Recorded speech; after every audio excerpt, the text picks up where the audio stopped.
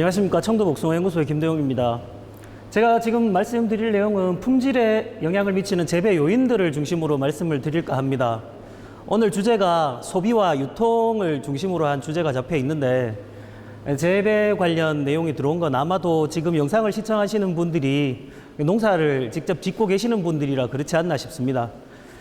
전체적으로 품질에 미치는 재배 요인들에 대해서 몇 가지 간단하게 짚고 넘어가도록 하겠습니다.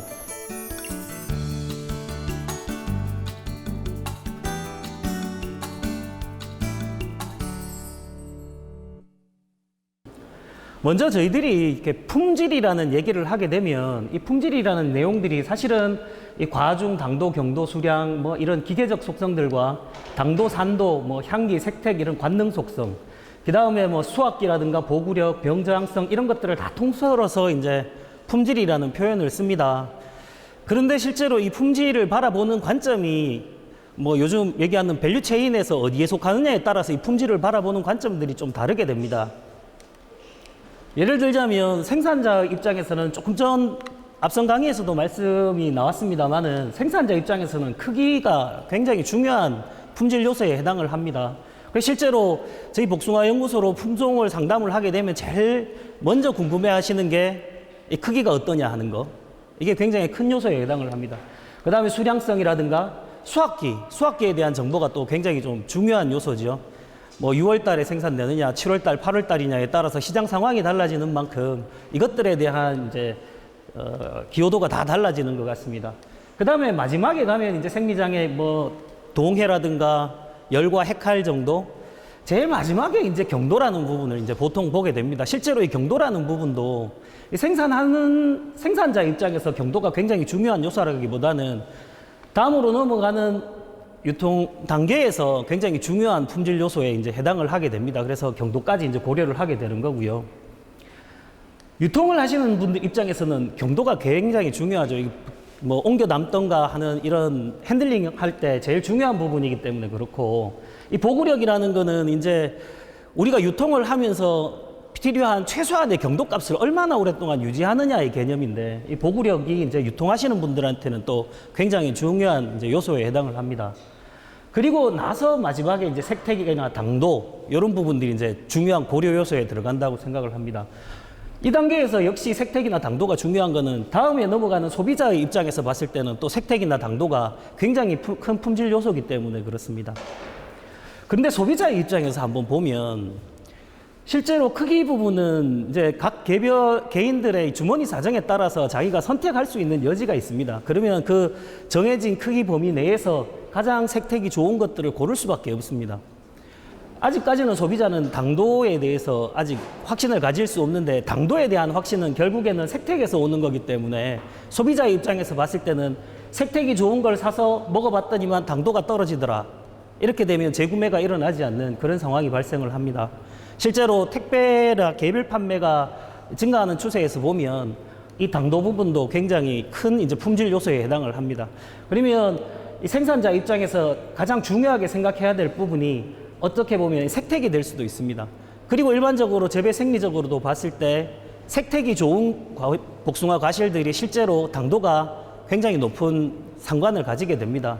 일부 최근에는 뭐 한사 필름이라든가 이런 방법을 통해서 색택을 좋게 만드는 기술들이 나와 있어서 그런 경우에는 당도가 색택과 정비례하지는 않습니다. 그러나 일반적으로 색택이 당도를 결정하는 요인이라고 보셔도 무방할 것이라고 생각을 합니다. 그러면 색택과 관련해 가지고 이제 재배적으로 잠깐 말씀을 드리겠습니다. 복숭아가 수확기가 되면 이런 초록색 바탕색이 점점 사라지게 됩니다. 1단계로. 그러면 바탕색이 흰색에 가까워지는 그런 상태가 되고, 그 상태에서 노란색 색소가 발현이 됩니다.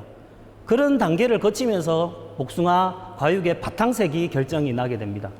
그 위에 안토시아닌이라는 색소 때문에 빨강색이 덧입혀지는 그런 상태가 됩니다. 그러면 곱고 예쁜 노란색 바탕색과 빨강색이 착색이 되기 위해서는 이런 초록색 바탕색들이 점점 빠지는 단계를 거쳐야 됩니다. 이 단계가 이제 수확기에 일어나는데요. 자, 지금 봉지, 색택을 좋게 하는 저희들 기술로는 봉지를 일단은 씌우게 되죠.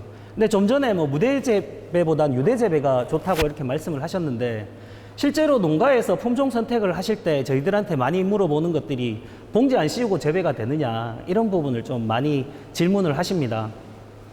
그런데 봉지 재배의 첫 번째 요인은 사실은 병해충 방제가 첫 번째 요인에 해당을 합니다.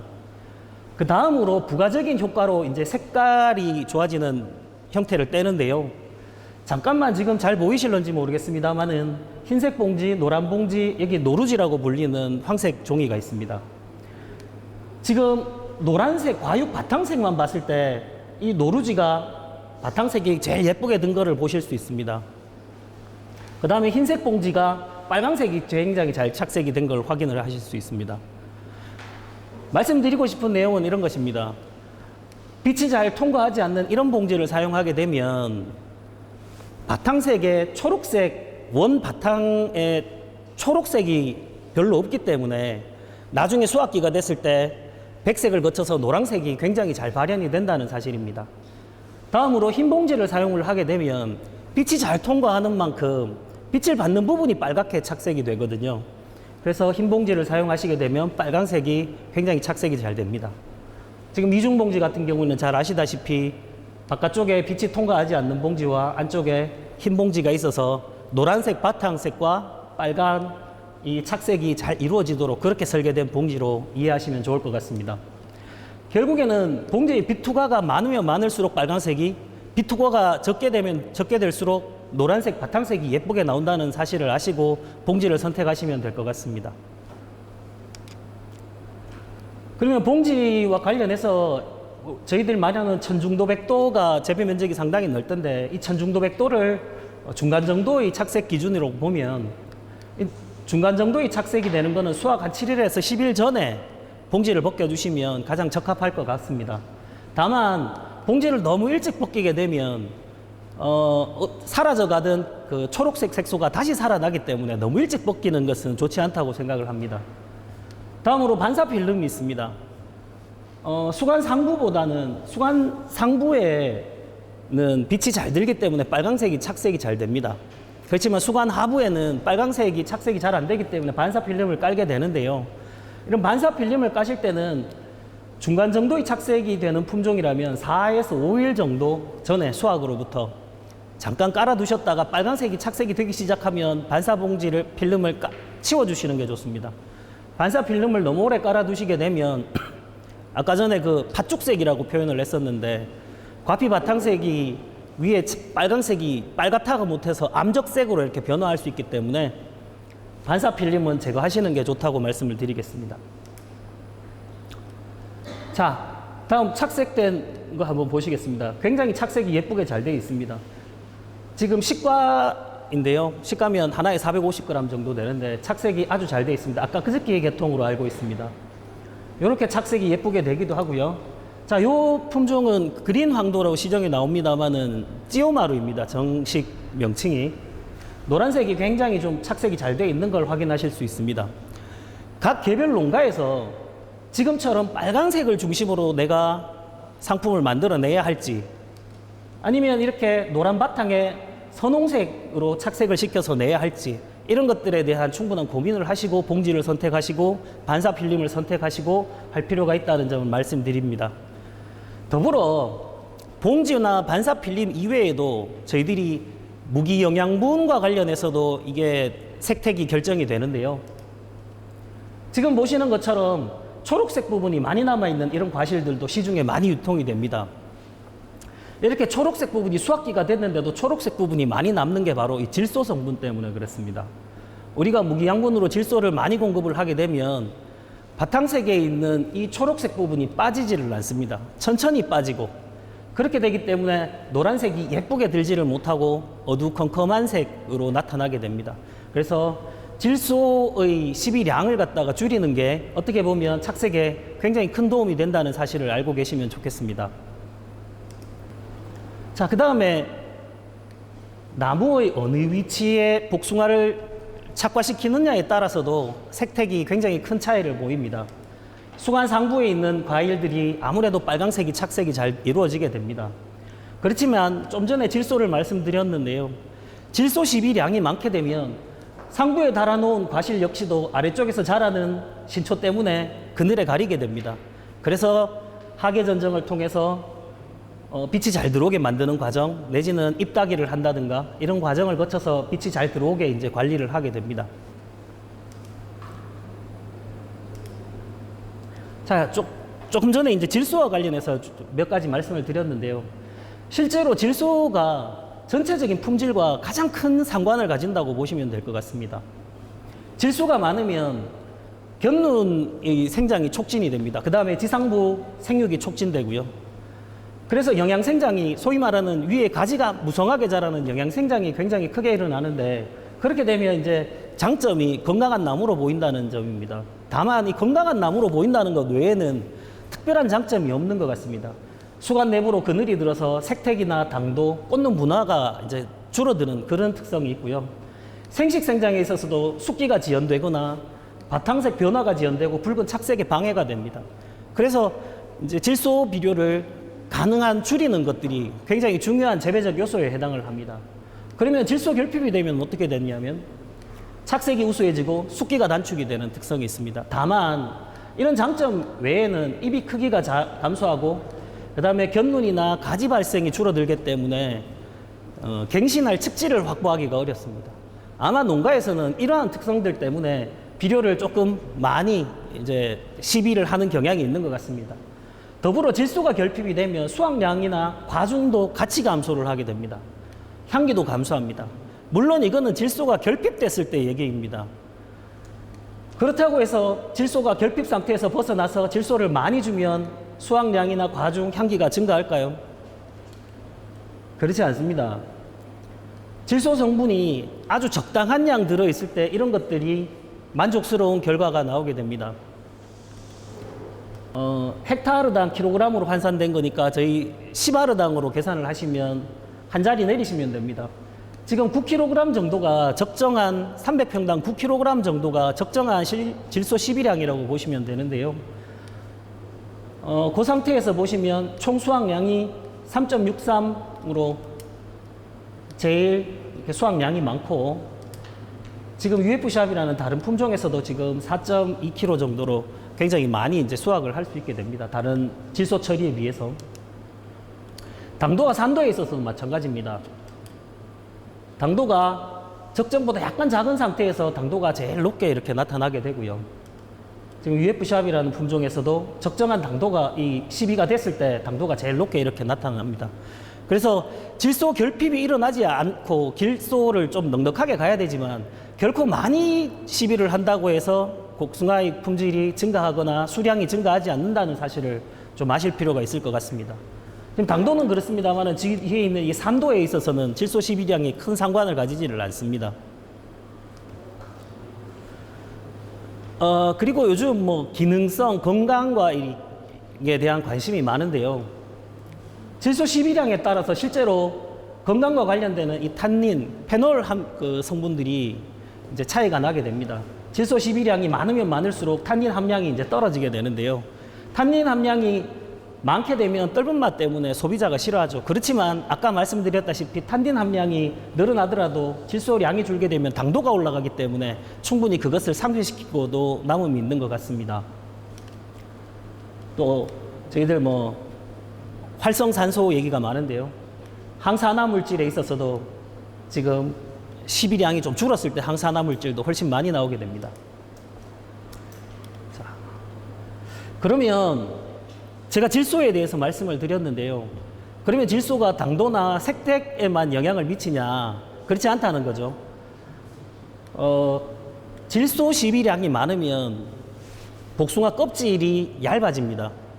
복숭아 껍질이 얇아지면 소위 말하는 감모율이라고 부르는데 수확 후 유통 중에 무게가 점점 줄어드는 게 빨리 일어납니다. 또 껍질이 얇아지기 때문에 수확 후 병인 잿빛 곰팡이병이나 잿빛 무늬병들도 훨씬 더 쉽게 발병을 하게 됩니다. 그래서 질소를 적당히 사용하는 것이 굉장히 좀 중요한 요소라는 점을 말씀드리고 싶습니다. 자, 그러면 우리가 질소를 좀 낮추고 싶은데, 질소 12 양을 좀 낮추고 싶은데, 그러면 수확량이나 아까 말씀드린 것처럼 이런 부분에서 손해가 크지 않을까 하는 이제 우려 때문에 질소 12를 항상 많이 하게 되는데요. 그런 면에서 질소가 결핍됐을 때 증상을 잠깐만 살펴보도록 하겠습니다. 질소가 결핍이 되면 어린 신초에서부터 이렇게 빨간색이 좀 나타나기도 하는데 아직 너무 어려서 지금 판단하기는 좀 이른 상황이고요. 자, 보시면 유목에서도 이렇게 빨간색이 잎들에 막 나타나기 시작합니다. 이게 이제 질소 결핍 상태라고 보시면 됩니다. 더 자라면 신초가 아니죠. 이거 성엽이라고 보면 되는데 성엽에서도 이렇게 빨간색 부분이 많습니다. 잎에. 반면에 뒤쪽에 있는 과일을 잠깐 보시면 색택이 빨갛게 이미 다 익어가는 것처럼 보입니다. 질소가 결핍이 되면 색택이 굉장히 잘 나고 숙기도 빨라집니다. 자, 조금 더 보시겠습니다. 지금 여기에는 구멍도 나고 빨갛게 변했습니다. 일부에서 이렇게 떨어져 나가게 되면 이제 세균성 구멍병 아니냐 이렇게도 판단을 하실 수 있는데 그게 아니라 이렇게 질소분이 모자라도 이런 증상들이 나타나게 됩니다. 자, 지금 이렇게 빨갛게 질소 결핍을 보실 수 있고요. 지금 이렇게 잎이 자주색이 보이게 되는 경우는 이렇게 질소가 결핍되었을 때도 나타나고 낙엽기가 되어서 이제 질소분을 수채 안으로 빨아당길 때 그때도 이런 증상들이 나타나게 됩니다. 또 인산이 결핍되었을 때도 이런 증상들이 나타나게 됩니다. 자, 이런 부분은 넘어가도록 하겠습니다. 결국에 질소 결핍이 되면 착색이 굉장히 잘 된다라는 부분은 일단은 좀 참고로 보시면 되겠습니다. 지금 이 과일 같은 경우도 마찬가지입니다. 뭐 봉지를 씌우거나 뭐 다른 아무런 처리를 하지 않아도 색택이 이렇게 예쁘게 이제 잘 든다는 거죠. 다만 결핍이 되면 색택은 좋지만 과일의 크기라든가 수량성에 있어서 문제가 되기 때문에 적당한 정도로만 질소분을 사용을 해주실 필요가 있다는 점입니다. 영양분과 관련해서 말씀을 드렸으니까 잠깐만 더 보여드리겠습니다. 아까 질소 결핍에서 인산이 이렇게 변하는 걸 보셨습니다. 인산이 부족해도 이런 증상들이 나타나게 됩니다. 그런데 인산이 부족해도 과일의 착색은 또 어느 정도 잘 되는 편입니다. 과일도 작고, 과일은 좀 작은 편입니다.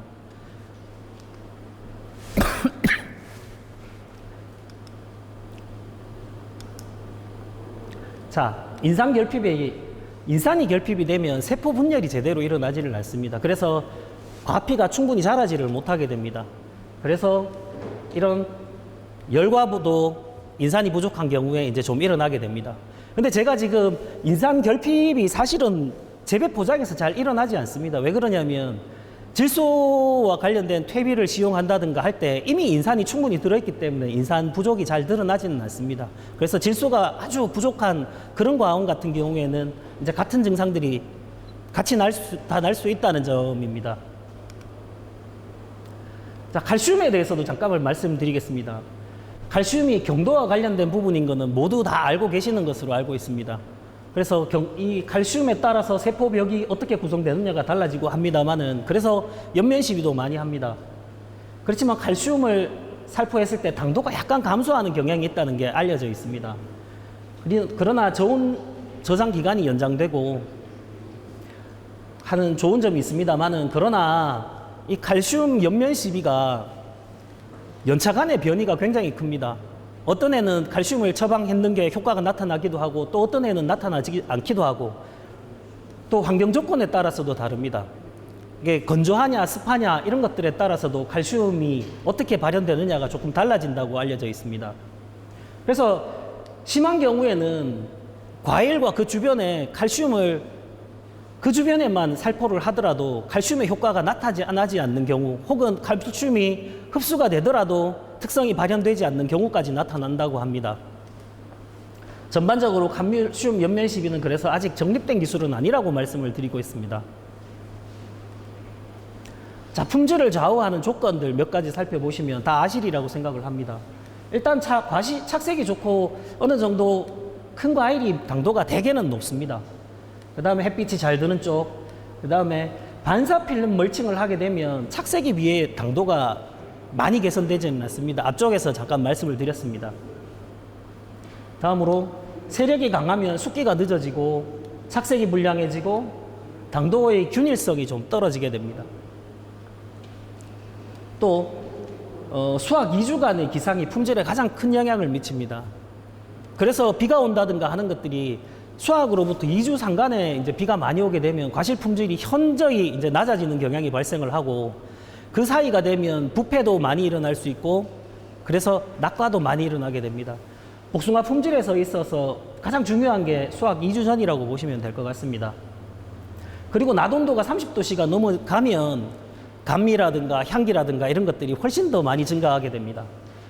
그리고 밤 기온이 20도 이하로 떨어지게 되면 빨강색이 또 착색이 굉장히 잘 일어납니다. 그래서 상간지라든가 해서 낮밤의 온도 차이가 심할수록 착색이 좋고 향기가 좋은 과실을 생산할 수 있을 것 같습니다. 자, 그 다음 양분과 관련해서 좀 말씀을 드렸고, 수분하고 관련해서도 잠깐 말씀을 드리겠습니다. 지금 보시는 이 과일은 쌍자과라고 알려진 잘 아시는 과일입니다. 이 쌍자과가 이렇게 안쪽에 보면 암술이 2개가 발달을 해 있는 형태라고 보시면 됩니다. 그래서 이듬해 봄에 이렇게 과일 2개가 달리게 되는데요. 실제로 과일 이렇게 쌍자과가 만들어지면 적과할 때 다 제거를 하기 때문에 소비자까지 가는 경우가 잘 없습니다. 다만 생산자 입장에서 수량이 좀 착과량이 좀 부족해지지 않나 하는 우려를 하게 되는 그런 특성이 있습니다. 그런데 이 쌍자과들 중에는 제거되지 않는 경우들이 종종 있습니다. 위쪽에 이렇게 큰 것과 제대로 발달을 못한 나머지 하나, 지금 앞에서 보신 것처럼 이런 것들이야 당연히 제거가 되죠. 그렇지만 이렇게 된 경우에는 이제 제거를 못하고 남겨두는 경우가 종종 발생을 하게 됩니다. 근데 이렇게 되면 이제 나중에 문제가 이런 증상들이 나타납니다. 보통 이렇게 구멍이 뚫리듯이 과일이 나타나면 보통 해칼이 아니냐 이렇게 생각을 하시는 경우가 많은데요. 실제로 이렇게 된 건 해칼은 아니고요. 옆에 있던 나머지 한 개의 과일이 붙어 있어서 봉합선이 제대로 닫히지 않는 현상이라고 보시면 됩니다. 그래서 지금 꼭지 부분이 똑 떨어져 나가면서 이런 증상이 발생을 했다고 보시면 되는데, 해칼은 아니라고 보시면 됩니다. 이런 것들은 해칼도 아니면서 이제 과실 품질을 떨어뜨리는 요소에 해당을 합니다. 이런 쌍자과들은 이제 꽂는 분화기인 7, 8월 달에 주로 고온이고 가뭄이 들었을 때 많이 발생을 하게 됩니다. 그래서 농작업을 하시는 분들 입장에서는 조생종 복숭아를 수확한 다음에 관수라든가 이런 걸 신경 쓰지 않게 되면 이듬해 이 쌍자과가 굉장히 많이 발생을 하게 됩니다. 자, 다음은 봉합선 이상으로 표시를 해뒀는데요. 지금 봉합선 부분이 뭔가 이상하죠.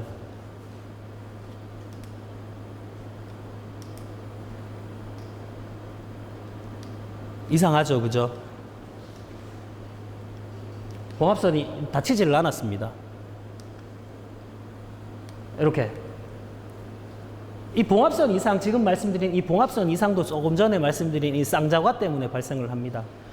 쌍자과, 옆에 있는 쌍자과가 있어서 봉합선이 제대로 이렇게 붙지를 못하는 그런 증상이라고 보시면 됩니다. 그래서 조생종 복숭아 수확 이후에도 수분 관리를 충분히 잘 하셔서 이런 쌍자과라든가 이런 문제를 좀 대비를 하실 필요가 있다고 생각을 합니다.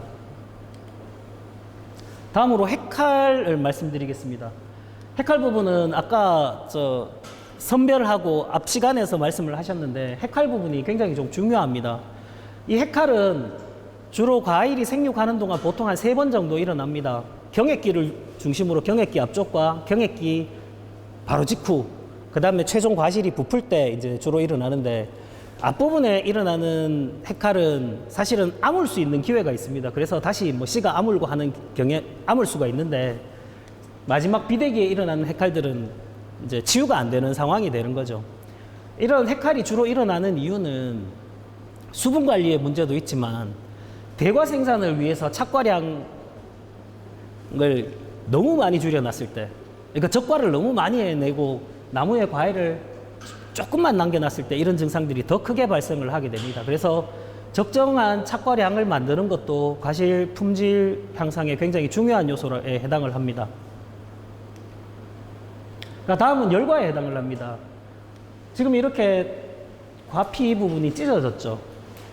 자, 요거는 수분 관리에 있어서 변동이 클 때 주로 발생을 합니다. 그래서 5월, 6월, 7월 이 부분에 이 건조한 시기에 인위적으로 간수를 하지 않다가 한꺼번에 비가 온다든가 한꺼번에 뭐 어떤 수분이 공급된다든가 했을 때 과일이 급격하게 자라면서 과피 부분이 찢어진 거라고 보시면 되겠습니다. 그래서 이런 열과를 좀 방지하기 위해서는 수분을 매일 또는 2, 3일 이렇게 좀 자주자주 수분 관리를 해서 수분 변화가 좀 적도록 그렇게 관리해 주실 필요가 있겠습니다. 특히나 열과는 햇빛을 보는 부분에 주로 많이 일어나게 됩니다. 이것은 햇빛을 보는 부분이 과피가 두꺼워져 있는 상태이기 때문에 한꺼번에 수분 공급이 되면 쉽게 찢어지고 쉽게 그 상처가 크게 보이게 되는 것입니다. 자, 지금 이거 굉장히 좀 과일이 좋아 보입니다. 위에 이렇게 점들이 이렇게 쭉 있는데요. 실제로 이런 과일이 맛이 있습니다. 과점이라고 불리고 아시는 분들은 다 맛있다고 알고 계십니다. 근데 저희들 잘 알려지지는 않았습니다만은 이것도 사실은 아주 작은 열과에 해당하기도 합니다. 그렇지만 이런 것들은 과점이 있는 과일들은 굉장히 인기가 좀 좋은 편입니다. 자, 줄무늬과 잠깐 말씀드리겠습니다. 줄무늬과는 이렇게 과피 부분에 줄무늬가 이렇게 생기는데요. 지금 보시는 것처럼 이렇습니다. 특히나 줄무늬가 아래쪽에 이렇게 곤봉처럼 더 이렇게 커지는 증상들을 보이는데 요거는 여러 가지 뭐 사종 복비라든가 기타 등등 이런 그 물질들을 처리를 하고 나서 그런 것들이 이게 흘러내리면서 지금 안토시아닌 색소가 착색이 안 돼서 이렇게 증상이 나타나는 것으로 알려져 있습니다. 그러나 구체적으로 어떤 물질이 어떻게 해서 이렇게 일어난다라는 것까지는 알려지지 않은 게 사실입니다.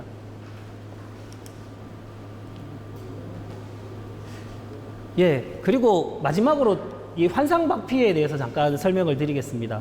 품질 향상을 위해서 환상박피를 하는 경우가 있기는 한데요. 이 환상박피를 하게 되면 지상부 위쪽에 무기양분들은 부족하고 탄수화물은 많아지는 그런 현상을 보입니다. 그래서 그것 때문에 영양생장이 감소하게 되고 과일이 커지고 숙기가 단축되고 간혹 당도도 증가합니다. 환상박피를 한다고 다 당도가 증가하지는 않는다는 사실을 좀 아셨으면 좋겠고요. 그 대신에 산미와 떫은 맛이 증가하게 됩니다. 환상박피를 하게 되면 산미와 떫은 맛이 증가하기 때문에 당도하고는 상쇄가 될 수 있는 것 같습니다. 그렇지만 박피를 너무 일찍 하게 되면 핵칼과 열과가 많이 발생하게 됩니다. 그래서 환상박피는 저희들로서는 이제 추천은 하지 않는 그런 처리법이 되겠습니다. 예, 이상으로 과실 품질 몇 가지와 그것과 관련된 재배적 요인에 대해서 말씀드렸습니다. 감사합니다.